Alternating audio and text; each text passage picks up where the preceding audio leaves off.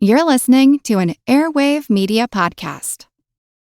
Grown-ups, if there's a child in your life who is interested in, curious about, or fascinated by people and places from history, then my podcast, The Past and the Curious, might just be a hit in your home. From the invention of microscopes to world-traveling dogs to fashions of the 1890s, gold rush ghost towns, and audiences going wild for walking competitions, we've got a little bit of it all. Hosted by children's author and museum educator Mick Sullivan, that's me, the show is fun, funny, engaging, honest, and beloved by kids and parents alike. Find The Past and the Curious at all the usual podcast places. This episode is brought to you by our Patreon members. Thank you so much. And if you're not a member, consider joining. Members get extra episodes just for Patreon subscribers, and all our episodes ad-free.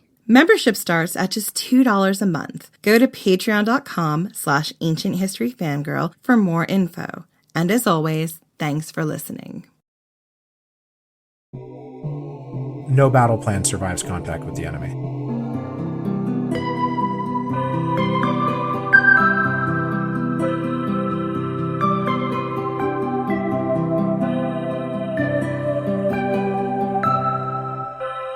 I'm Jenny Williamson. And I'm Jen McMenemy. And this is Ancient History Fangirl. So we are so excited to welcome a very special guest today, the host of the award-winning The History of Rome and Revolutions podcast, author of the New York Times bestselling book, The Storm Before the Storm, Mike Duncan. Welcome. Hello. Hi. Hi. Oh my gosh, you sound like you. So I got introduced to you through The History of Rome, which I have listened to all of several times. Yeah, so have I. So long before we started this podcast. I think it was you and Dan Carlin and This American Life back when I was just learning about podcasts. So thank you. And we're just so thrilled to have you here. Thanks so much for coming on. Thank you for having me. And thank you for listening to The History of Rome multiple times, which is more times than I have listened to The History of Rome. I have listened to The History of Rome exactly one time. I listened to our episodes after we put them out because I'm like, oh my gosh, did I forget this one thing? Did I get this wrong? And then I'm like, nah, screw it. I listened to an episode one time when I'm done recording it. And then, I mean, it's the same thing with Revolutions. I've listened to Revolutions a time. So what inspired you to start the History of Rome podcast, especially back in 2007 when podcasting wasn't as big a thing as it is now? Was there anyone else who inspired you? Yeah, 2007 is now considered some like early primordial period for podcasting because it was a number of years before I think it went more mainstream, at least culturally. But back in 2005, 2006, 2007, there was a pretty good community of podcasts and podcasters that I got into. And I mean, the one that I think I really latched onto in the early days that became a major inspiration for the History of Rome was 12 Byzantine Rulers by Lars Brownworth, which I had been listening to because I knew nothing about the Byzantine Empire, like at all. And so I started listening to that and was like, oh my God, this is amazing. This is just like free, on-demand audio content that is going to teach me about something that I've never heard of before, never knew anything about before. And so I got into a couple other of the podcasts that were out at the time, and I got into sports podcasts. And then at this same time, I was just reading a ton of Roman history. I was reading, Livy, I was reading Polybius, I was reading Plutarch. I was going through this binge phase of reading all the ancient historians and was like, oh, I should go find whatever the Roman history podcast is and listen to that to supplement whatever it is that I'm teaching myself here on my own. And really, it didn't exist. There were a couple of ancient history shows and a couple of general history podcasts that would cover Roman history, but nothing that was just dedicated Roman history podcast. So in my early folly of not knowing any different or not knowing what you're getting yourself into, I was just like, oh, I'll sit down and make a podcast about Roman history. That sounds like something people do. And so like July of 2007, I was like, oh, I'll start at the beginning and I'll just work my way through the whole thing chronologically, and it'll take like a year and a half, and then I'll move on with my life. And instead it took 5 years and kind of became like my identity.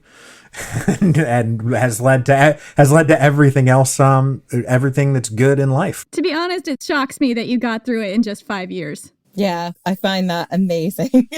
Just given how long it takes us to get through Julius Caesar, for example. Right. Well, yeah, Julius Caesar is when you start getting many, many more sources to work with. The year that I cranked back on the time, cranked up the amount of time I thought it was going to take was Caesar's first consulship. Because I was going through a couple of years per episode. You know, you do, because I do the Samnite Wars. The Samnite Wars were like 2 or 3 episodes maybe.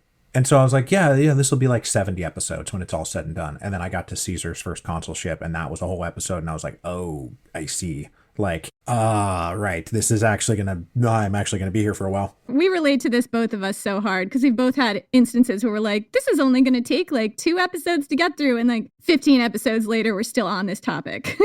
Yeah. Anytime you bring the Julian Claudians into a conversation, it's going to be at least 5 episodes. They take over the whole conversation. And if I was going, and I think people know this and they laugh at me they laugh in my direction about it. But if I was doing the history of Rome now from scratch, it would be like 1,000 episodes. Because my pacing on revolutions is even more detailed and expansive than anything I ever got up to in the history of Rome. I have noticed that your pacing has just expanded in revolutions, which I think is really cool and impressive. So what was your favorite period of Roman history to cover when you were covering that area? Well, I should say officially on behalf of my publisher that my favorite time period to cover was the Storm Before the Storm period, which is the Gracchi, Marius, and Sulla, right? Like that period, you know, after Rome had become a great power, but before the Republic fell, and before we get to Julius Caesar, when everything, you know, goes completely haywire. That period is and remains totally fascinating to me. But the other big one is the crisis of the 3rd century period, which is one that by the time that I got, because I mean, I knew a lot of Roman history going into the history of Rome. And I was expanding and getting a more detailed understanding of a lot of stuff that I knew about. But any sort of history book that you read about, late antiquity begins with like Constantine, you know, Diocletian and Constantine is like when that sort of gets going. And the Principate winds down around Septimius Severus. And so that's when that part wraps up. And then there's always, whenever you get to these books, it's always like, oh, and then for 50 years, it just got kind of crazy and wacky. And then Diocletian came along and started to like mop things up. So I did not have a good understanding or appreciation for what went on during this 50-year black hole that's often treated as kind of a black hole that we pass over on our way to Diocletian and Constantine. So actually going through the crisis of the 3rd century, year by year, emperor by emperor, event by event, was fascinating. I'm still absolutely fascinated by the period. I think that it also has plenty to offer us about maybe the world that we ourselves might be entering into, given a variety of plagues and climate shifts and stuff that is going on out there at the moment. And I'm still so in love with that particular period of Roman history that I fully anticipate that my publisher will say, yes, that can be the 3rd book that I write after Lafayette, that I will get to write a Crisis of the 3rd century book. Who are some of the emperors that are big names during that time? The answer to your question is, of course, Aurelian, who is my favorite emperor. And I can't believe you're throwing me these softballs. This is fantastic. Aurelian is my favorite emperor because, I mean, what happened around about 230 is that... Wait, okay, so for someone who's not 100% sure of where we are in the empire, are we talking about like Marcus Aurelius, Commodus, and then like the year of the 3 emperors time period? 5 emperors? So we go Marcus Aurelius gives it off to Commodus. Commodus takes it and face plants, just makes a hot mess of everything. And then the Severans come along, and you have this like military dictatorship, this truly like sort of proto-dominant military dictatorship that's in control of things for about a generation. But by 230, even that starts to fall apart. And so kind of the existing imperial structure that had been put in place by Augustus really starts to fray apart completely in about 230. And this is caused by, as I just mentioned, I mean, there are plagues that start going through. I think there is a climate shift that causes population migrations down from like the Asian steppe. So this is when the Goths start crossing over into the empire for the first time. And so you have these population shifts, you have plagues, you have all this crap going on, and the government falls apart. The Roman Empire breaks into thirds. So there's a Gallic empire of what is Gaul and what is Britain. There's a Palmyrene empire being run by Odenathus and then his wife, Queen Zenobia, out in Syria. Oh, I love Zenobia. Right, Zenobia. So this is Zenobia. So in this book, like, Zenobia would be like a high main character, and it gets put back together. The Roman Empire does, by this like clique of Illyrian emperors from what is today like Croatia. They would have been like ancestors to the Thracians. Descendants of the Thracians. Yeah, that's what I meant. Yeah, so they were the descendants of the Thracians. So that clique, and Aurelian is one of them. There's a couple of them. There's Claudius Gothicus and there's Probus. And then Diocletian and Constantius Chlorus and Constantine all come out of that same grouping, and they are the ones who put the empire back together after it falls apart. And for me, the most fascinating part about this is that, you know, people always talk about, why did the Roman Empire fall? This is, of course, one of, always going to be a question that is of interest. Why did the Roman Empire fall? And the crisis of the 3rd century question is, why didn't the Roman Empire fall at this point? It should have fallen. It had every single thing that happens to an empire when it collapses happened. And they managed to like kind of pull it out and put it back. It was very different. I mean, the Tetrarchy and Diocletian's reforms giving you a very different, at least political society than what Augustus had put into place. But it didn't fall apart. It didn't collapse. This is very interesting to me. Why not, do you think? It's having some very good generals, finally, by the end. And if you're talking about a political structure that's essentially a military dictatorship. And then there were some reforms that Aurelian made to the money, because, that's another thing. The money was all worthless because it was all debased from overprinting out of the mints.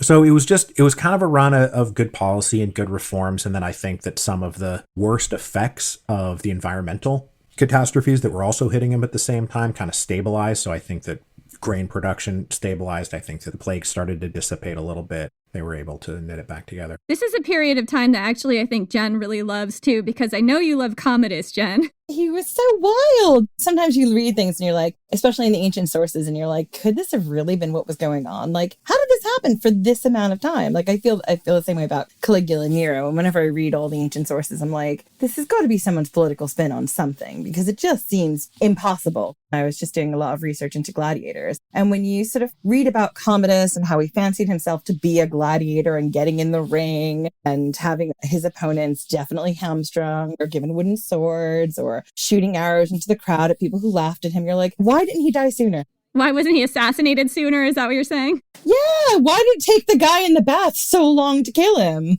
Yeah, I think part of it is that those guys who were living around the age of Commodus, or they were dealing with Caligula, or they were dealing with Nero or whatever, right? Like, they didn't have the benefit of knowing the totality of everything that he was going to have done 10 years from now, right? So you don't have all of that information in your head. And even on a daily basis, you get up and you have your breakfast and you go through your day, and like some other like little weird thing happens, but it's all very slow. And I think that humans have an ability, I think we're watching this right now, have an ability to kind of integrate changes into their life and things that you thought maybe weren't possible, or things that would have been weird a year ago, and now they happen. And you're like, oh, okay. I mean, that's weird and I don't like it, but that's how you look back and you're like, how did we put up with that for 10 years? And it's because you're just kind of putting up with it every day, and it's always a little bit different. And then probably a week would go by where nothing weird would happen, and then something weird would happen, and then a month would go by, and we get to step back and look at the whole thing and be like, this guy was nuts. He was terrible for 10 years, or however he was emperor for what, like 13 years? I forget. I think so. I mean, he was a good populist in some regards. Like, he loved a spectacle. He loved putting on a show, which obviously people who need something as a break from their life, and that is a good thing. I remember reading that like he would just throw coins and gifts and jewelry into the stands. So, Mike, what was it that made you take on revolutions next? What was it that drew you to this topic? Okay, so what drew me to revolutions? There were a couple of things. First, when I was younger, like, let's say before I was even going off to college, revolutionary events and revolutionary history was something that was just kind of inherently interesting to me. I mean, probably like teenage boy stuff. You like a good romantic revolutionary struggle. That's why we all like Star Wars. Yeah, that's why one of us decided to read all of Les Mis, all 1,000+ pages. Yeah. Yeah, exactly. I mean, Oh, you think I did not read all of Les Mis? Because I have. yeah. So I got really into the American Revolution. I got really into the Russian Revolution. I studied that a lot. And then, life, took me elsewhere, but it was always something that was really interesting to me. And then when I finished the history of Rome and knew I wanted to do another podcast, I didn't want to get typecast as just only able to do Roman history. I'm only able to do ancient history. So I wanted to move to the modern world in some way to cover something.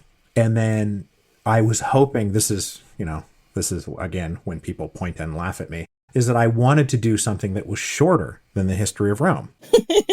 I didn't want to, yeah, you're laughing at me right now. Openly, right to your face. Yeah. Because when you listen to, and I still haven't taken this down, I leave it up there as a monument to my own self-delusion. I said each of these revolutions will be a discrete series. It will be 12 to 15 episodes. I will do like 10 or 12 of these, and this will take me about 3 years. So that was the idea. That was the other big selling point for revolutions, that I would be able to do discrete series that would not be taking on such a monumental thing as, I'm going to do the entire history of something again. I wanted it to be a little bit more concise than that. And of course, it's now ballooned and spread all over everything, all over my whole life, but I love it. And there's a reason why I pulled the cap off of it before I went into the French Revolution, because it's all too interesting, and it's all, the French Revolution can't be done properly in 15 episodes, and so it took me 55 episodes, and even that involved a lot of cutting and throwing aside stuff that I would have gone into if I just had all the time in the world. So now I've been doing revolutions I started in 2013. It's whatever year it is now, 2020. So Time is a flat circle. yeah, it's all time. Time is gone. But so it's been 7 years. I've well blown past the total number of episodes for the history of Rome. You're just going to be doing this forever is the thing. I have said I am going to end it, right? Because Revolutions does have a shelf life. I think that things should ultimately come to an end. And so after I do Russia, which, again, it was part 1, was like 40 episodes long or something. So when I come back from this hiatus that I'm on to write the book, I will do another 40 or 50 episodes on the Revolution of 1917 and then call it quits on revolutions.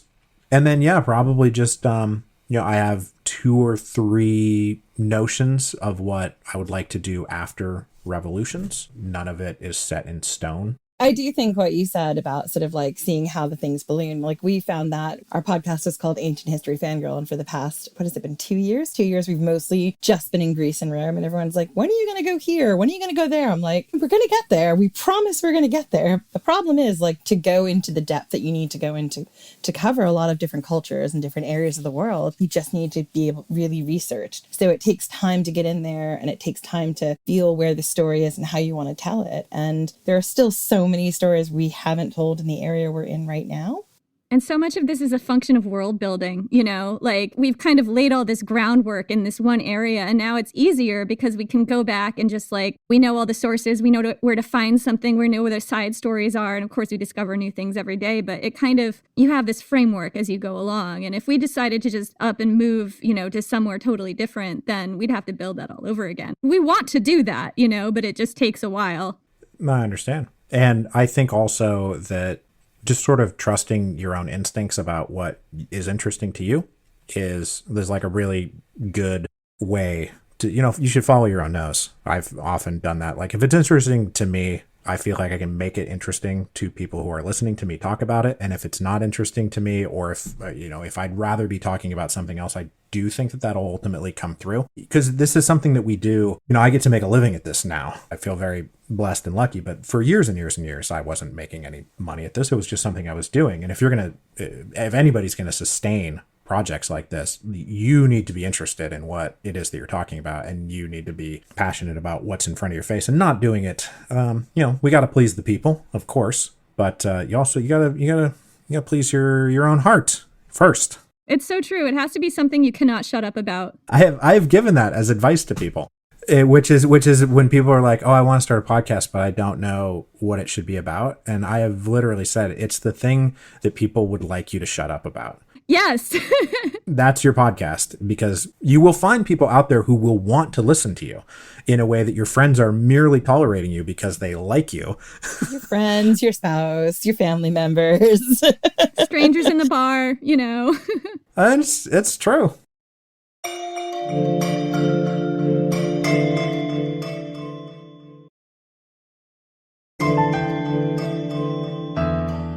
What's your favorite revolution so far, and what common threads are you seeing now that you've studied all these revolutions? What are you seeing as common threads in these stories?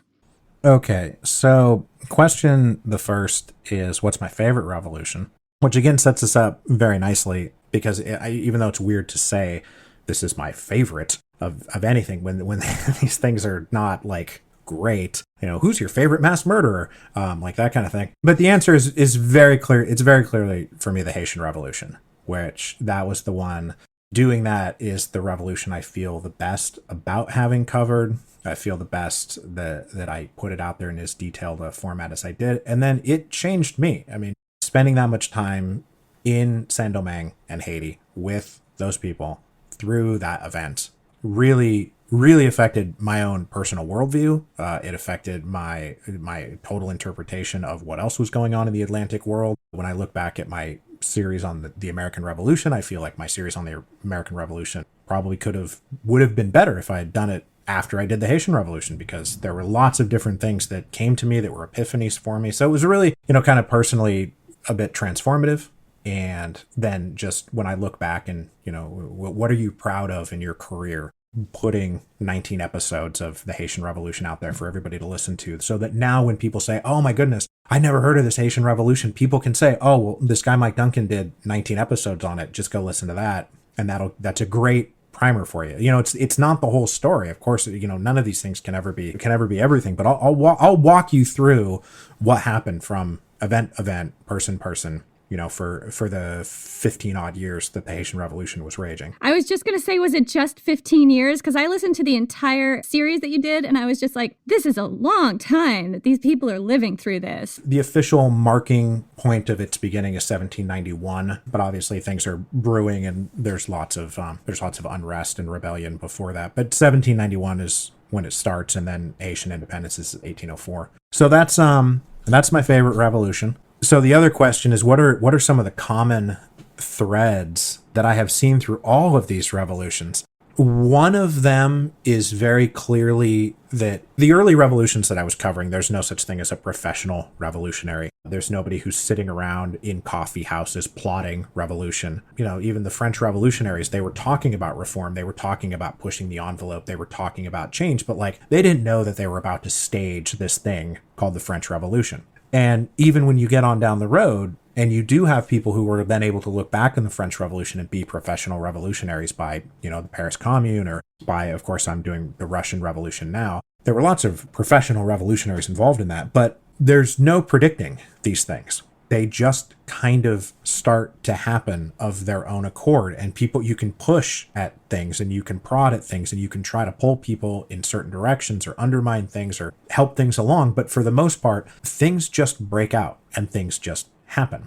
And these revolutionary events that in retrospect follow a very linear path from causes to triggers to outbreak, and then generally there's a reaction at the end, and then it often ends with a dictator. But this is kind of a standard course of revolutions.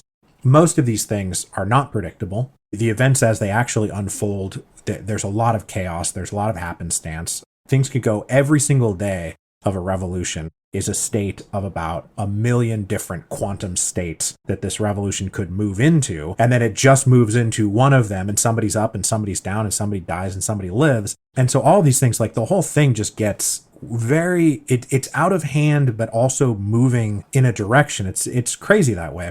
And so when people who want to, say, start a revolution, and they would like a revolutionary event in order to create a more just society, the problem is that when these things get going, you often don't have any real hand in getting it started to begin with. And then once it gets going, it's often out of your hands. And as one wise philosopher said, who I now forget who it was, so I won't drop their name, is that a hurricane blows away both just and unjust alike. These revolutionary events are those things. And even if they end in a good way, like the Haitian Revolution, what are you going to do? Say they shouldn't have done it? They should have stayed enslaved? I mean, I'm not sure that I would want to say that to anybody. But at the same time, the Haitian Revolution was an insane hurricane that nobody was really in control of. And even Toussaint L'Ouverture, who we'll talk about in a sec, his great skill was not being a great director of events. He was very adept at nimbly picking his way through events. But he was not, sitting up in the mountains directing things. He was constantly responding to events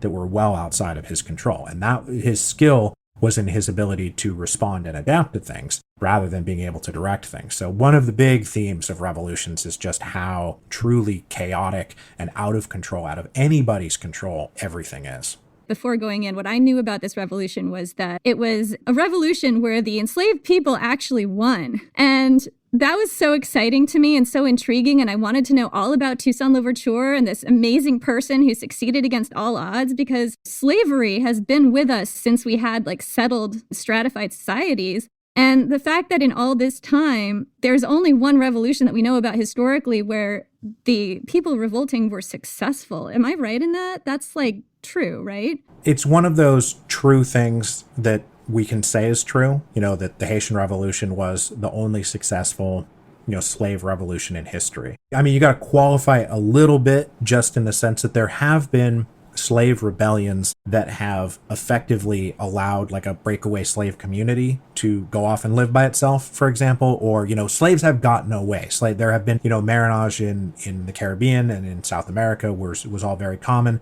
In the American, what is now the American Southeast, but the American South at the time, people were breaking away, rising up. They were making for Florida. So there have been these sort of little isolated examples of successful slave uprisings that have either gotten concessions or recognition, or some people have gotten their freedom. People have fought and successfully won their freedom. But what makes Haiti so unique is that this is the slaves rising up and actually overthrowing the existing polity, right? The existing state that ruled, that the ruling apparatus of Saint-Domingue was overthrown and replaced by something else that was populated by these former slaves who had successfully thrown off not just slavery, but the governmental apparatus that was that had kept them enslaved. And that is truly, that's unique. You don't get that anywhere else. And I'm sure at some point we'll get told that there was another example of this somewhere, but not that I'm aware of. Right. And with the qualification that none of us knows all about the entire history of everywhere in the world. Yeah. And as we've said many times, we're only also able to read sources in languages we can speak and read. So I've had a few times where I've been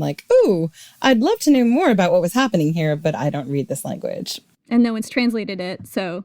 This is a claim that's been made about the Haitians for a couple hundred years, and I haven't heard anybody really stamp their feet too loudly and point to something and say, no, this is also the same thing. And, slavery has existed everywhere in the world, as you say, for thousands and thousands of years. And the Haitians were, I think, really the first ones to really pull it off.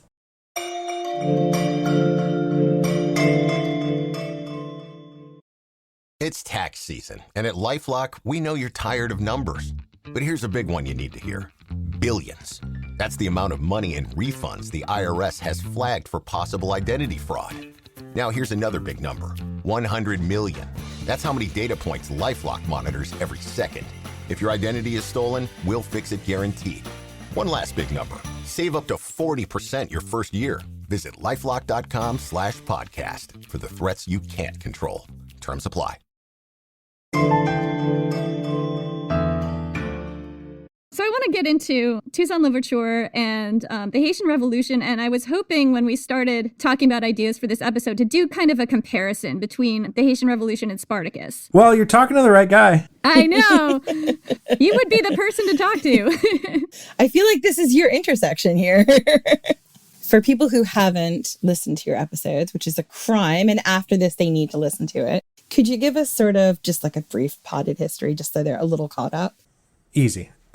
Okay, so we know that there was this thing called European colonization that happened, so after Columbus gets going and the European powers move across the Atlantic into South America and North America and then the Caribbean. And these powers, France, the Netherlands, the British, the Portuguese, and the Spanish, those are your sort of five main players in the Americas by 1700s. And the way that colonization unfolded, obviously the Spanish are really interested in mining silver and gold down in South America. And then up in North America, the French, they're after like beaver pelts. Up in Canada, the New Englanders are harvesting cod. Obviously, we know that in Virginia, they're doing tobacco. But what ultimately becomes the main wealth engine of American colonial society for all of these European civilizations is the cash crops that they can grow on the islands of the Caribbean. So this is principally sugar and coffee, but also indigo and cotton, and there's a bunch, cinnamon, the herbs and spices of our life. A lot of these come from the Caribbean colonial trade. And this is the moment in human history, at least in the European diet, when sugar and coffee become staples of everybody's diet, not just something that the very, very upper crust elite can enjoy. If you're a king and queen, you can get some sugar. But by the 1700s, now the sugar is coming out in insane amounts. It's just producing so much wealth. And so the labor for producing all of this in these sugar islands is the slaves, is the African slaves. So these European societies are going down to the African coast. They're kidnapping Africans and dragging them across the Atlantic, plopping them down in these Caribbean islands and forcing them to work on sugar plantations and coffee plantations. And this is the triangle trade. Okay, so this is roughly where we're at. And the Haitian Revolution is going to happen in 1791. So we're in the latter bits of the 1700s, and this is after the American Revolution, right? That has happened. So everything that was going on up in the United States, what is now the United States, has already happened. But you have this colony called Saint-Domingue, which is the western half of an island called Santo Domingo. And it was probably the single most lucrative plot of land in the entire world at the time. Like something like 50% of the sugar and coffee that was being consumed globally, I think globally, at least in Europe, is coming from Saint-Domingue, which is this French colony. It's a French sugar colony. And it's some of the most brutal slavery that I've ever come across. When people ask me like, what are the worst conditions you've ever come across? One of them is Roman state-owned mines, right? Those Roman mines. Like when you read descriptions of what it would be to be a slave in the Roman mines, it sounds like they just literally worked you to death. It happened in the latifundias too. Yeah, you didn't come up for air. You just got worked to death, and your life was so cheap that it didn't matter what happened to you. So this same thing is true of Saint-Domingue, where the profit that was being made from the sugar, from the coffee, from the indigo that was being produced was so insane that the cost of human life that's being brought over in the form of enslaved people was cheap. So they would just work them to death. And, the average lifespan of an enslaved person in Saint-Domingue was like a year and a half, and maybe 5, like if you made it to 5 years, that was crazy.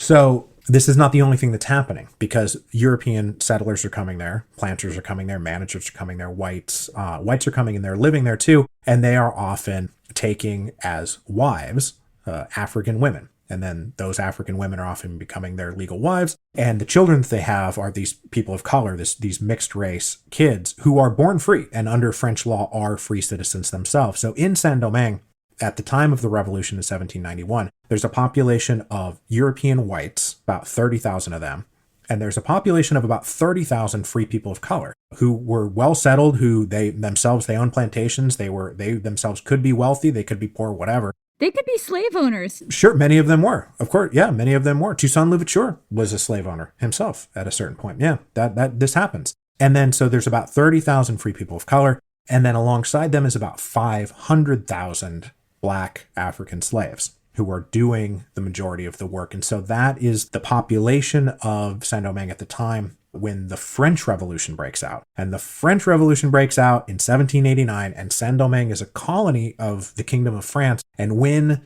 all of this unrest and revolutionary challenges to authority start to break out, there starts to be a civil war between the whites and the free people of color that then the Black African slaves take advantage of, and they rise up in revolt, and the thing turns into this sort of intertwined, chaotic clockwork of, forward, backward, left, right, complete free-for-all. One of the things that this story reminded me of was our work on the First and Second Servile Wars, where it was kind of the same thing on these giant, agricultural plantations owned by ancient Roman senators and best men.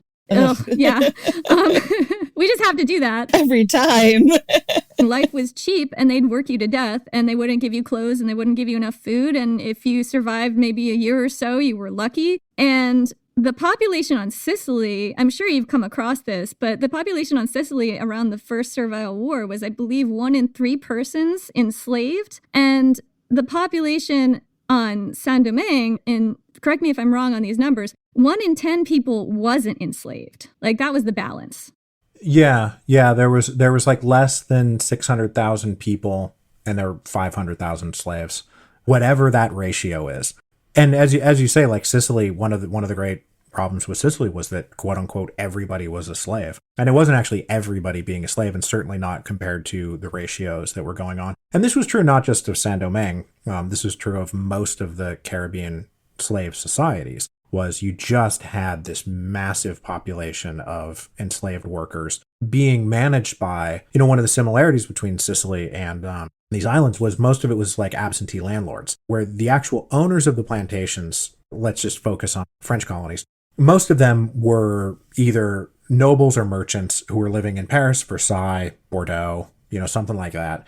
And they had title, and they would get the profits, but they were not actually really living there, managing things. They would send managers, they would send professional estate managers, and those professional estate managers were there to do one thing, and that was to just make as much money as humanly possible. And as I said, the price of a slave, like, because people have sometimes asked me, like, well, why did they treat them so horribly? Because when, to follow up on this, life in a Roman state-owned mine is terrible. Sugar work as a slave is atrocious. Right? Like working with sugar, it's very sharp. It gets in your skin. It pricks you. It scars you.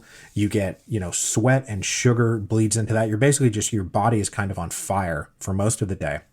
It's backbreaking labor. And then there's an entire process of like boiling the sugar to refine it. And that, you're talking about boiled sugar, just like landing on you and clinging to your body, your hands, people are being mutilated. If you try to run, if you try to stop working, you're going to be whipped. It was just incredibly brutal work. And the only thing anybody cared about running it was how much sugar can we get out of this, because the sugar was incredibly lucrative. And this is what is fueling the colonial empires. And this is the thing, is a lot of this profit is then what is going into the pockets of the people, this quote unquote rising bourgeoisie, right? Back in France, like where did this rising bourgeoisie come from? Where did they get all this money that allowed them to feel like they could challenge the king for control of the kingdom of France? Well, a lot of it is coming from the slave trade and from the Caribbean sugar colonies like Saint-Domingue.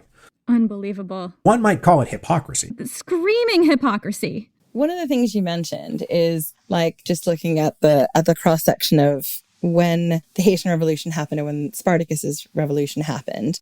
So wider things happening in both the Roman world and the French world, which allowed space for a revolution. Like, I think the big thing about Spartacus is everyone's like, he was this great guy who wanted like equality for all. And that is not actually the case. He was a guy who was enslaved, who wanted to escape, and he happened to break out at a time when most of the seasoned generals were all fighting 2 different wars on 2 different fronts. And the people who were left behind were not as skilled, and also they didn't take the revolution very seriously, so they weren't really taking them seriously as opponents. They weren't sending their best against them. But also their best weren't there, so they also had to raise new armies and fund new legions who were either retired soldiers or from like younger people or people with less combat experience.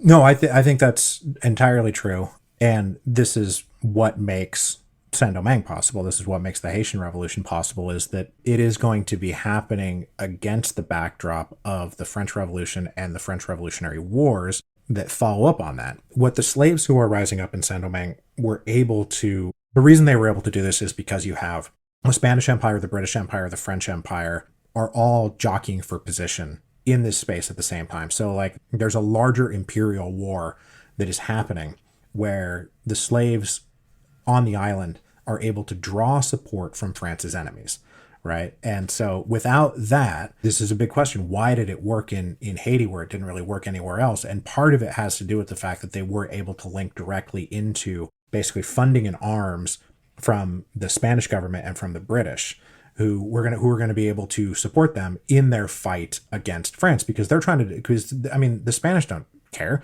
They got slaves. The British don't care. They have slaves. They don't care about helping slaves get free, but they do care about hurting the French. and they do care about taking over Saint-Domingue, which is this incredibly lucrative plot of land. And, both the British, when they came in a couple years down the road, the British are invading. That's part of the story of the Haitian Revolution. And they would have re-enslaved everybody. They were happy to re-enslave everybody because the British loved slaves as much as everybody else at this point. But if they had to choose between arming some slaves to hurt the French and not, then they're going to go ahead and arm the slaves to hurt the French.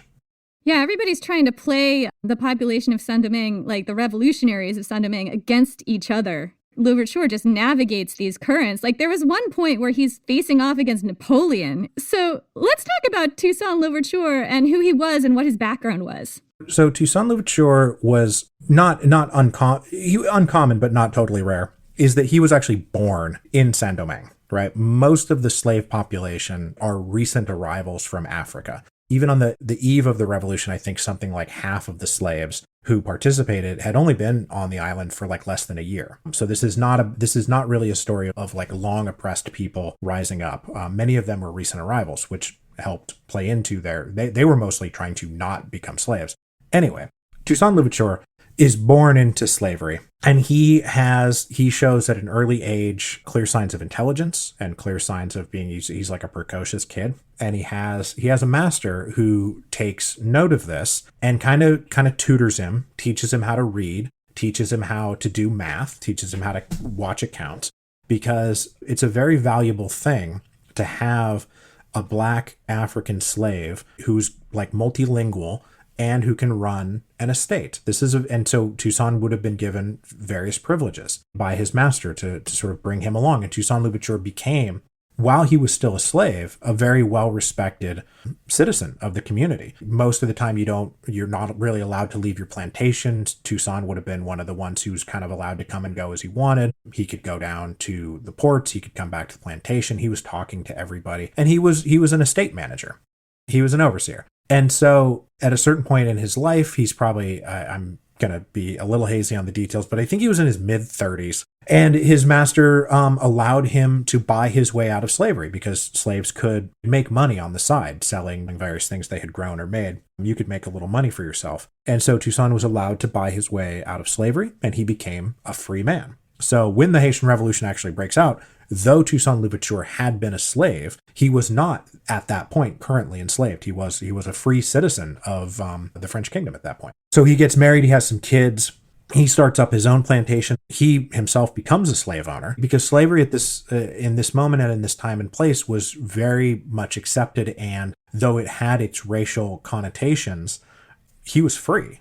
He wasn't a slave, so a free man can own slaves. The color of your skin did not mean that you were united people. Like, the free people of color were owning slaves, and the enslaved population would not necessarily have seen them as allies. No, the slaves would have seen the free people of color, especially the slave-owning people of color, as the enemy. And a lot of the time they did. Like, they didn't really unite until towards the end. Am I right on that? Yeah, and even then, I mean, the War of the Knives is a battle between the recently arisen black slaves. I mean, this is all vast oversimplification, led by Toussaint L'Ouverture and the free people of color who were being led by André Rigaud down in the South at that point. The racial dynamics in the colony are explicit about whites being on top and people of color being below the whites but above the blacks, and the blacks being the lowest socially. But a free black could own black slaves, and that was no problem. Now, you couldn't own a white slave, of course. I mean, you can only own black African slaves. You cannot own a white person. A black man cannot own a white man, but a black man can own a black man. There's no white slaves on this island. Is that the case? There are no white slaves on this island. Right, exactly. So Toussaint L'Ouverture is, by the time of the Revolution in 1791, he's now in his 40s.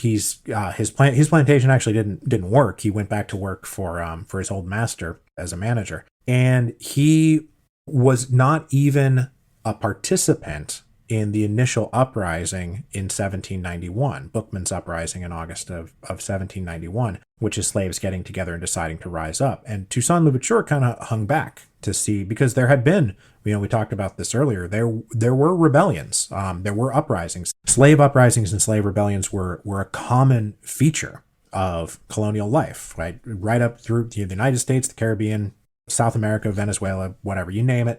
there were slave uprisings. So Toussaint kind of hung back a little bit to see if this thing was going to go anywhere. And he didn't hop in for after it was going for a couple months. And even at that point in the early going, when he did join the slave uprising, one of the first things that he did was try to negotiate an end to it. His thing was that he was going to say that, look, why don't you give a couple hundred of us leaders our freedom, and then we will try to talk to the rest of the slave population to see if we can't bring an amicable end to this, because it's in everybody's, it's not in anybody's interest to just keep on fighting. And the whites basically rejected that proposal. And in rejecting that proposal, that was the last time that Toussaint tried to negotiate a deal that would have put most of the people who had risen up back into slavery. That's the last point. This is late 1791.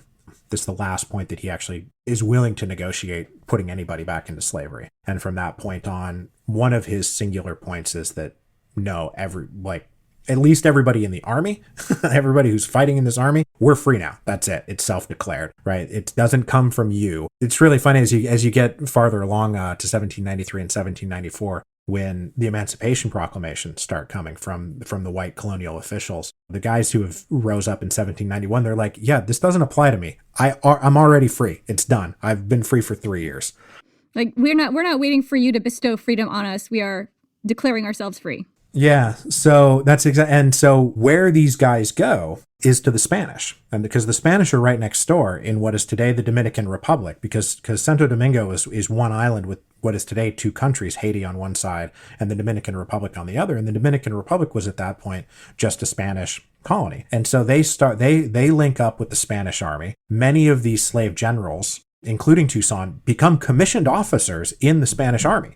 And the slaves who have risen up against the French, they're an auxiliary force of the Spanish army. Jean-Francois and Bissou both have commissions as generals in the Spanish army. And this is one of the things that makes their rebellion possible, is they start getting money and guns over the mountains. Eventually, Toussaint starts to chafe in his own position inside of this slave insurgency. He starts to take a look at the lay of the land and say to himself, okay, well, actually back in France, by 1793 and 1794, the French are actually starting to win the French Revolutionary Wars, where in the early going it looked like they were going to get snuffed out and the Spanish were going to be on the winning side. Now it looks like the French are actually going to win the war back in Europe, and they're looking quite a bit stronger. And Toussaint L'Ouverture switches sides, and he offers to put himself at the disposal of what is now French colonial officials who are working not for the King of France, not for the Ancien Regime, but have been dispatched by the French revolutionary government. So you have these new colonial officials who have been sent by the revolutionaries in France, and Toussaint L'Ouverture parlays a deal with them, said, I'll bring my army over to you and I'll fight with you, and in exchange we're going to want freedom, and we're going to want power, and we're going to want prestige, and we're going to want land, and we're going to want all these things. And he hops over from the Spanish to the French just as the French are winning, and just as the Spanish are about to be defeated. The Spanish are defeated by the French back in Europe. What is it, a year maybe later? It's good timing. Yeah, very good timing. And this is the thing. Toussaint was incredibly astute and was able to read people and read events and know when to make the right move at the right time. And so his career is really a series of making the right move at the right time.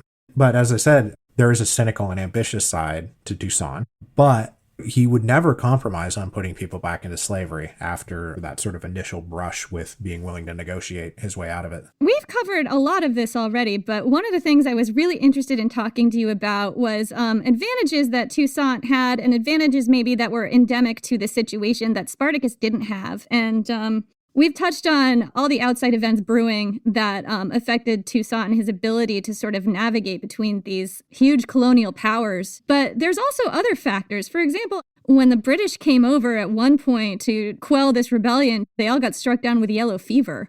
Oh, true. Yeah, disease was a huge player in all of this, where, I mean, the mortality rate for Europeans coming really anywhere in the Caribbean was like bad. Malaria and yellow fever, I mean, off the top of my head, I think it was like a 50% clip. Like you basically had a 50-50 chance. If you lived through the first year, you were probably going to be okay, but otherwise you would die. So this happened to everybody who came to try. By the end, you mentioned that Napoleon he's going to eventually be tangling with Napoleon, which of course L'Ouverture and Napoleon did tangle with each other, because after Napoleon took over back in France. This is now 10 years or so after the revolution in either France or Haiti got going. Napoleon wanted to re-enslave everybody and retake over this engine of colonial wealth because, Napoleon wanted to fund his great empire. And what better way to fund his own empire than with these sugar plantations? And Napoleon's grand scheme was to hop over into the Caribbean, reassert control of Saint-Domingue, start pushing the French Navy out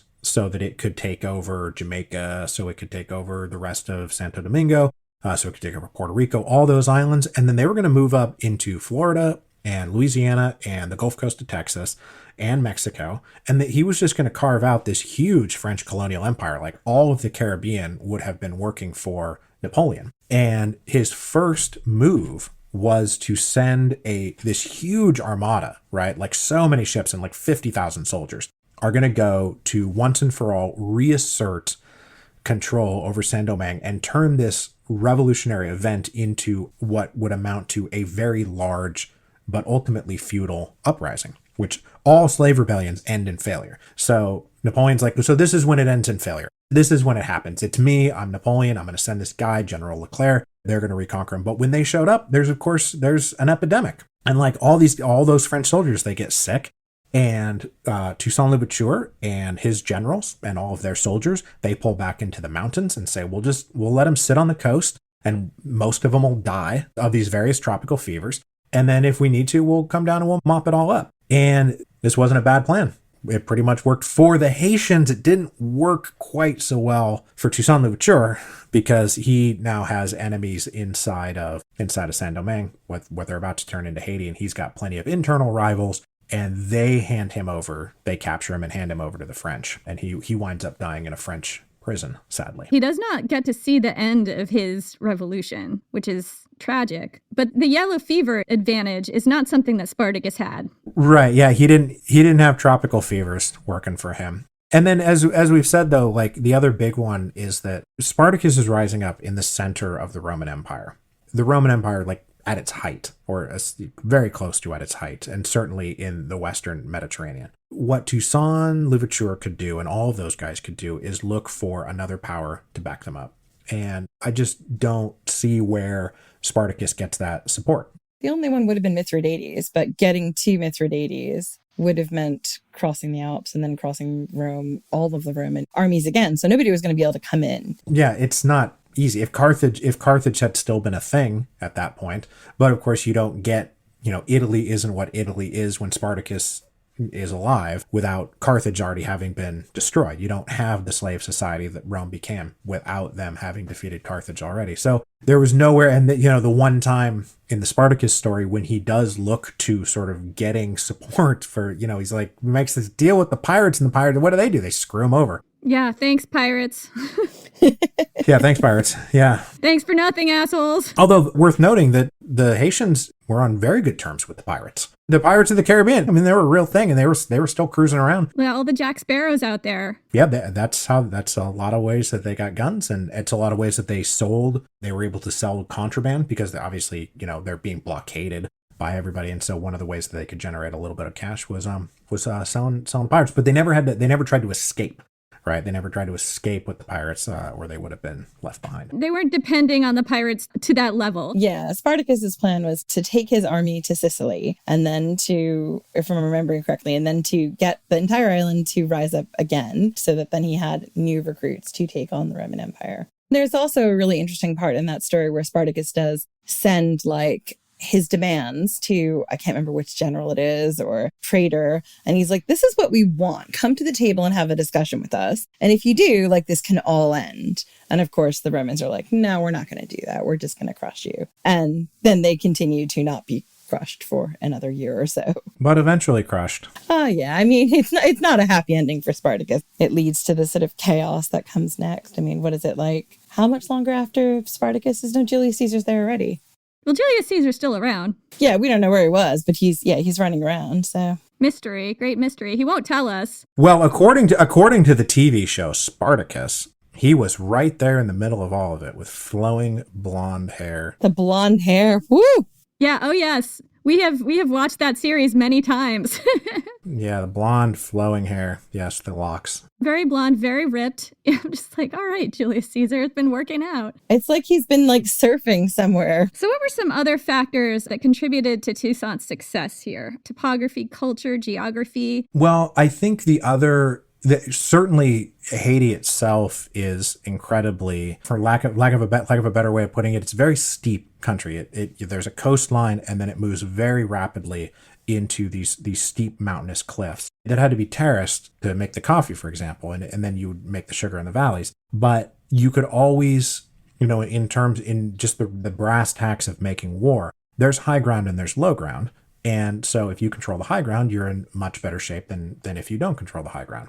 And so the ability for them to always pull back in and command that high ground. And as I said, when the French came in to try to reconquer them after 1800, they just pulled back up and waited. And it's incredibly difficult to march uphill in tropical conditions in order to try to root out, these are mountainous, jungle-ish types of conditions. Spartacus is running around in Campania, and yeah, sure, they were working around Vesuvius there for a bit, and that was really smart. But where are you actually having your battles? What terrain are you actually fighting in? Haiti lent itself very much to the kind of guerrilla warfare and guerrilla insurgency style of warfare that was the hallmark of their uprising. This is not, batteries of well-organized marching in line to a drummer on a great plain. We're not talking about Waterloo. We're not looking for a place where I can array my lines in order and have the spearmen over here and the archers over here. This is guys up in the mountains. So I definitely think that that's one of the other big things that made all of this possible. But for sure, I think the biggest thing was just the fact that they were able to parlay an imperial rivalry to their own advantage. There was just multiple conflicts happening at the same time, and they were just able to carve their own space out of that and not give it up. Yeah. I don't want to say it's lucky, but it's great that they had that. Spartacus didn't have that. It's an advantage that they had it. It's not luck, because they could just as easily not have been able to parlay that. They could have not had the leadership or the foresight to do that. Toussaint L'Ouverture absolutely did. I don't think that is luck. I think that is skill and foresight and just ability. I think it's lucky that all this stuff was happening around them so that he had that to grab onto. Oh, sure. I mean, and Toussaint L'Ouverture is one of these guys like Caesar, like Napoleon, where you say they have all this talent, and then there is luck. There is luck that he just recognized something at the right time, or something went right instead of going wrong. I mean, Caesar is one of the luckiest people I've ever come across in history, and Napoleon is one of the luckiest people I've ever come across in world history. And until they weren't, until suddenly they were not, exactly. And the same is true of Toussaint. I mean, he dies alone in a castle in France, but things worked out. They saw what it was. They came up with a plan. They executed the plan, and the plan worked. This often doesn't happen, that last step. You can be a genius. You can see the train. You can have everything plotted out down to the T, and then you try to do it, and you execute it, and then it just doesn't work. That happens a lot. There's a very wise saying, I forget who said it. The plan for battle lasts right up until the start of the battle. I also forget who said this. One of your listeners is, I'm sure, screaming that they know the answer, but it's no battle plan survives contact with the enemy. That is interesting about Spartacus, because when you look at that story, there are so many times where you're like, oh, if you just made this other decision. I'm thinking particularly of when they were really close to crossing the Alps. Everyone in Rome was like, weren't in a position to go after them. And if they'd just gone over, there was a point in time where if they had just taken a different turn, it would have been a completely different story. So if there's one piece of advice Toussaint L'Ouverture would give to Spartacus, what do you think it would be? Cross the Alps. Yes. Just go through the mountains. That's it. Like, look, man, you're not going to overthrow Rome. You're not going to create some new government in Rome, right? Your play here is to get out of Italy, go somewhere else. Like, you did it. Good job. You fought your way out. Go to Gaul. Go anywhere. Like, get out of here. Go. That's and that's, I think, what Toussaint, I mean, like, I know the man, but I've studied him a lot. You feel like you know him at this point, right? Yeah, I feel like I know him a little bit. And, you know, I give him credit for being a very, very intense realist. And I think that Toussaint L'Ouverture would have looked at the lay of the land and said to himself, why would I go back? You know, there's nothing for us there. Now he fought and stayed in Saint-Domingue because that was the only thing he could do. There was really nowhere for them to go, really. Not in the way that they were fighting to break out of something and go move to some new place. Like, he was fighting for that place and had to defend that spot because there was nowhere else for him to go. But for a large, successful, mobile army like Spartacus was leading, and as you say, with most of the legions off doing other bigger things, I mean, they would have come for you eventually, but it's certainly better than turning around and diving back into the belly of the beast. Yeah. And I mean, so many of the people in his army were different. They were just from different places. There was Gauls, there was Thracians, there was German people. They could have just all gone back to their places and just disappeared. Or they could have shored up one area where they had more of an advantage. There were lots of mountains that I can think of they could have gone to. Yeah, I mean, there's a great alternate history to be written where they just kind of keep going and then they cross over into Britain and then they do create like a free Britain. And you make that a slave-free haven, right? Where no slaves are allowed here because we're all ex-slaves. So that's where slaves run to. But of course, when they got there, they would have been like, no, let's be kings and have slaves like everybody else. That's the way these people actually think. We always struggle with that in modern times. But yeah, would Spartacus have thought twice about owning slaves? Maybe, maybe not. There's no way to tell. I mean, we don't really get a lot of his internal monologue. Yeah, it's difficult to tell because the belief is that he's Thracian. We know that Thracians sold other Thracians into slavery. So their attitudes were not the same as our attitudes now and what we think. I don't know what he would have done if he'd been successful. Britain as like a free pirate island being run by Spartacus, it would be great amounts of fun because I think they could have covered that distance before anybody ever caught up to him. Love it. When we were studying Spartacus, when I was looking at the First and Second Servile Wars, for me, in those first two revolts, the big source is Diodorus Siculus. And Jen, who's your big source on Spartacus? I forget. It's not Diodorus too, is it? I think Plutarch is one of them. Plutarch, Suetonius. Yeah, there's Life of Crassus. He's in Life of Crassus. I can't remember because I used a lot of like modern historians as well. Yeah, but the question that I have is that, you know, working with Spartacus and working in this time period, you're basically getting a lot of your information from the oppressor. Did you have a similar problem when you were researching the Haitian Revolution, or did you have a lot of material from Toussaint L'Ouverture himself and other enslaved people? The answer is yes and no. So the qualified yes is that Toussaint L'Ouverture did leave behind writings. There are primary source documents, you know, in his hand. He left something of a sort of an official autobiography of his life that was written with the help of, he was literate, but with the help of some people, they put out kind of a propaganda autobiography of him. And there are other scant records, but, you know, as is the case in the Roman world, most of the records and most of the stuff is coming from the European side of things, from the colonial overseers. And there's a great, huge book that I was using for the show, which is a master compendium of written sources from the time, from people that were there at the time, you know, like an account of my life on Saint-Domingue, an account of my life in Saint-Domingue. And almost all of them are written by white people who were opposed to everything that was happening. So there's really no difference between what's being written in those sources and the kinds of things you see written in the ancient sources. You know, they would rip the heads off of babies and, you know, suck the brains out and, you know, like and they would hang people upside down and burn them alive. And there's so many babies being dashed against rocks. So many babies being dashed on so many rocks. It's entirely true. I've read that sentence many times in my life. So a lot of the hyperbole about what was going on and the atrocities, like the slaves were guilty of so many atrocities. Okay, well, have you ever thought about the atrocities that you were committing? You know, like, I think here's a nice way to think about it, is that we have this population ratio of 500,000 slaves to, let's say, 60,000 free people. I think that the documentation is a reverse of that ratio, where the vast majority of what we have is coming from the minority population on the island. And the small minority amount of information we're getting comes from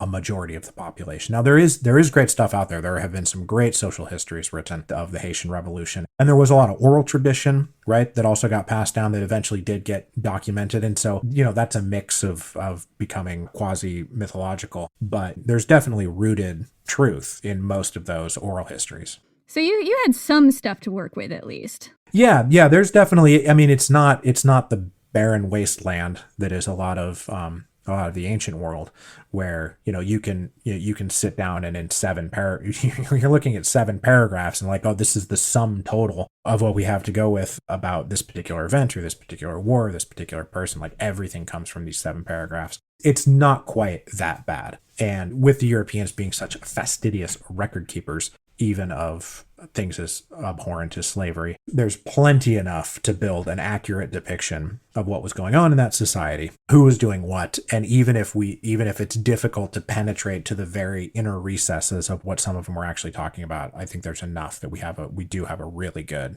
primary source idea of who was doing what, when, and where, and why. We had some other historians on recently, and we asked them for stuff that they would recommend people look at if they want to find out more about revolutions or just things you've been reading. Oh God, you're putting me on the spot. Well, the first thing we would like to recommend is The Storm Before the Storm.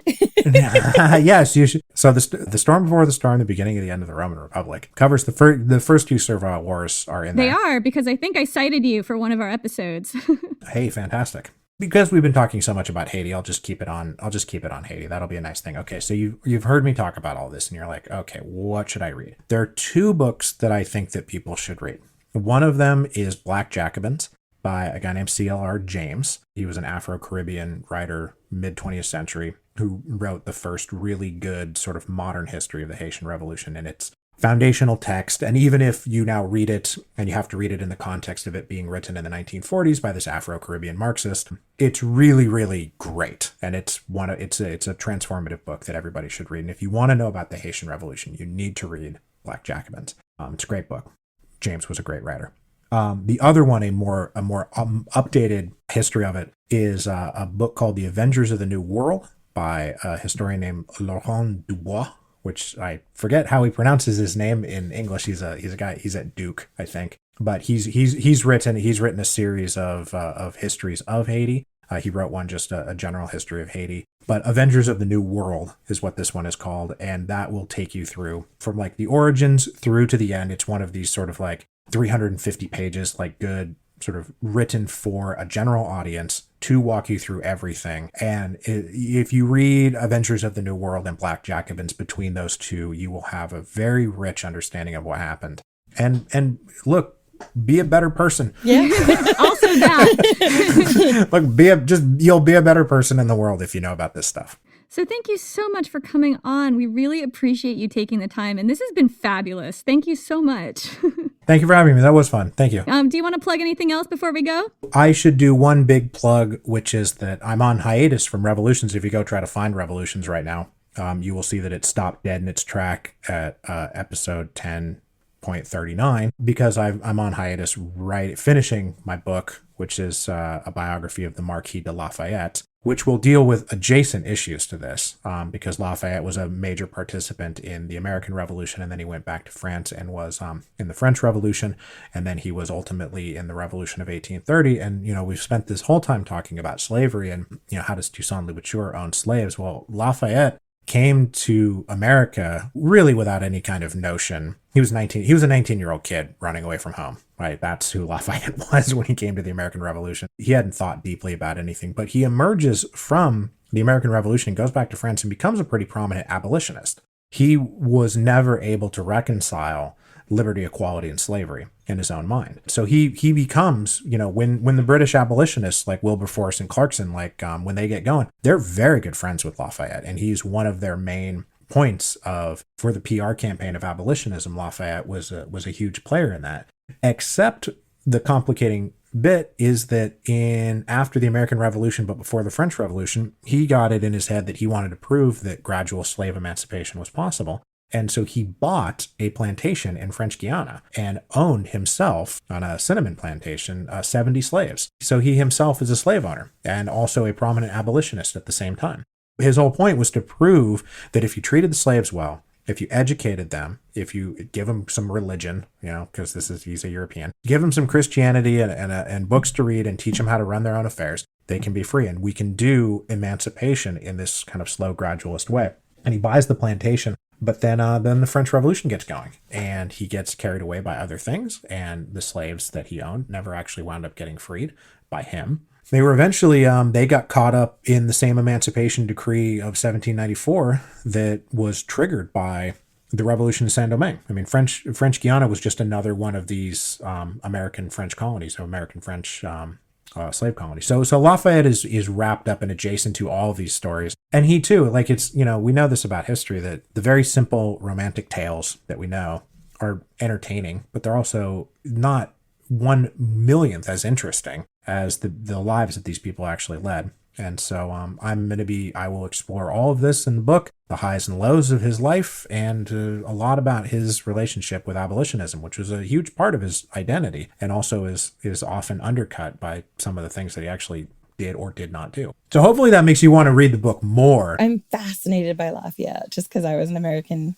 Revolution nerd in high school, and obviously with Hamilton's resurgence a few years ago, he's a prominent character there, and he's just someone in history that I don't know enough about. I know so much about Lafayette now. My goodness, it's all I do all day long. I know where this guy was on Tuesday, June the 17th and 17th. I know what bars he was drinking at in Philadelphia with his buddies. Oh man, does he talk to you? Oh boy. When is it coming out? Probably like June or July of 2021. So it's like still about a year away. When is it? Are we in May? Is it May? I don't know what time it is. Yeah, where are we? What is this? So look for it on the shelves about a year from now. That's awesome. And I definitely will hopefully get to pre-order that. Oh, please do. All right. Thank you so much for coming on. This has been a real pleasure. Absolutely. Thank you.